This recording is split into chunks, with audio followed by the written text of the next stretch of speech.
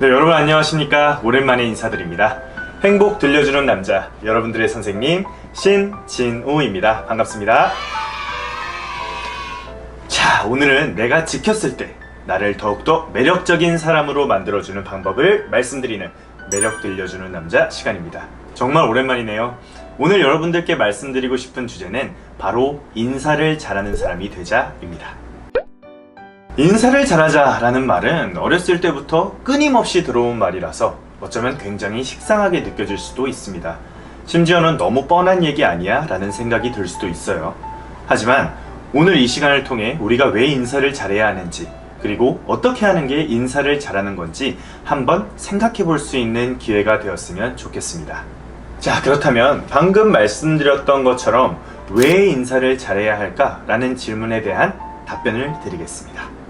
네, 인사를 잘하는 사람은 대부분의 사람에게 호감을 주기 때문입니다. 자, 한 번쯤 그런 경험 해본 적 있을 거예요. 낯선 공간에 가든가 혹은 새로 생긴 가게에 갔을 때 누가 웃으면서 안녕하세요 혹은 새로 오셨나봐요 라면서 인사를 합니다. 그때 기분이 어떨 것 같습니까? 네, 그분에게 굉장히 호감이 가겠죠. 너무나 당연한 거예요. 혹은 나보다 나이가 어리거나 사회생활로 치면 직위가 낮은 사람에게는 어떻게 하면 좋을까요? 한번 생각해 보십시오. 나이가 많거나 혹은 직급이 높은데도 자상하고 인자한 미소를 지으면서 먼저 네, 안녕하세요 라고 인사해주는 어른이나 선임을 보면 어떻게 생각하나요? 오, 저 사람 먼저 인사하는 거 보니까 약해 보이는데 만만해 보인다, 우습게 봐야겠다 하는 정신 나간 사람은 없습니다. 오히려 그분에게 존경심을 갖게 되죠. 인사를 건네는 사람에게 호감을 느끼는 것, 다시 한번 말씀드리지만 너무나 자연스러운 거니까요. 네, 이 영상을 보는 친구들에게는 너무 옛날 시트콤일 수도 있을 텐데요. 남자 셋 여자 셋이라는 시트콤에서 탤런트 김진씨가 매번 사람을 만날 때마다 안녕? 안녕? 이렇게 인사를 하고 다녀서 안녕맨이라는 별명이 있었어요. 만날 때마다 인사를 잘하는 사람, 누구에게나 호감이겠죠? 여러분도 오늘부터 안녕맨이 되어보는 건 어떨까요? 물론 나이가 지긋하신 어르신이나 선생님께 안녕 했다가 당하는 그 부분은 전 책임 안 집니다.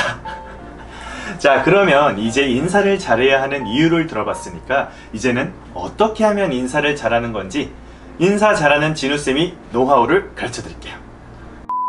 여러분 안녕하세요. 네, 인사를 잘하는 방법은 때와 장소, 환경에 따라서 다릅니다. 무슨 말이냐면 예를 들어 조용한 독서실이나 시험 치고 있는 복도에서 선생님을 발견했어요. 와, 선생님 반가워요, 잘 지냈어요, 안녕하세요 하면 그건 당연히 정신 나간 사람 맞습니다. 네, 맞아요. 그럼 그럴 때는 어떻게 하면 좋을까요? 선생님과 눈을 이렇게 맞추고요, 물론 먹이를 노리는 매의 눈빛 말고 사랑스러운 눈빛으로 아무 말 하지 않고 가볍게 목례만 취하면 가장 베스트겠죠? 물론 평소에는 복도에서 선생님이나 친구를 마주치면 쌤 안녕하세요 혹은 세진 안녕 하면 됩니다. 그리고 이건 진우쌤의 꿀팁인데요. 여러분이 나중에 대학교를 가거나 새로운 환경에 갔을 때 좋아하는 사람이 생길 수 있습니다. 그럴 때 인사는 썸을 만들 수 있는 엄청나게 좋은 구실이 될 수 있어요. 같은 수업을 듣는 사람이고 같은 건물을 쓰는 사람이니까 가벼운 인사 정도는 사실 어색하지 않습니다. 걱정하지 마요. 물론 그 수업 듣죠? 우와 반가워요, 안녕하세요 하는 건 오바 참치지만 가볍게 네, 안녕하세요 정도 인사를 하다 보면 아무래도 그 사람에게 당신의 존재를 각인시킬 수 있는 좋은 기회가 되겠죠. 가끔 SNS에 보면 종종 보이는 사연 중에서 잘 모르는데 호감 가는 사람에게 발 걸고 싶다고 어떻게 하면 좋겠냐는 고민글 종종 올라오는데요. 쌤이 솔루션을 하나 드렸습니다. 자, 엘리베이터 상황 한번 생각해 볼까요? 여기서는 센스를 좀 발휘하는 편이 좋습니다. 무슨 얘기냐면 기본적으로는 네 안녕하세요 하면서 가볍게 인사를 하면 베스트가 맞습니다.